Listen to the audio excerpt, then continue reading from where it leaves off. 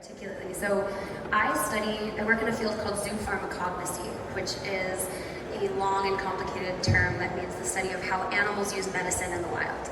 And this can take many different forms throughout the animal kingdom. My PhD work was on wild chimpanzees, but they're by no means the only animals that know how to tend to their own healthcare needs.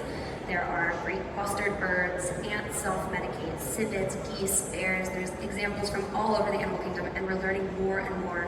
Every month that goes by, there's a new exciting paper. So what we've learned, especially in the last few years where there's been a lot of new kind of science out on this, is that animals are actually really good at taking care of themselves. They're really good at surviving. And this shouldn't necessarily be a surprise to us. You know, they're good at finding the food they need, they're good at finding the shelter they need. Why wouldn't they have evolved or learned behavioral strategies for finding the medicines that they need? And on that note, you know, the world is full of these amazing natural medicinal compounds. So these compounds, they're called, in plants, for example, they're called plant secondary metabolites or plant secondary compounds. And they're chemicals that were actually generated by, for example, we're talking about plants now, by plants as a defense system for the plant. So when plants are under attack by pathogens or herbivores, plants will produce this compound to help heal the wounds that are inflicted on them or defend against whatever is trying to eat them.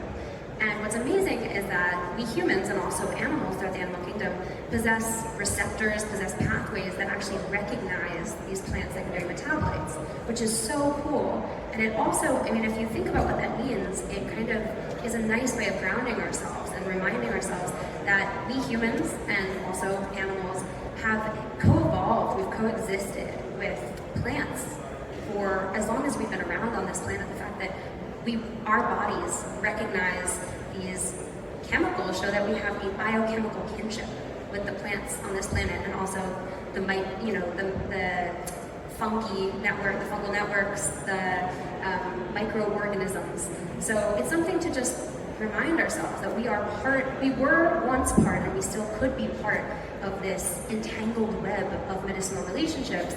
We have just kind of gotten distracted along the way. And in my work, I try to remind people that animals are still using these medicinal compounds, these natural produced medicines.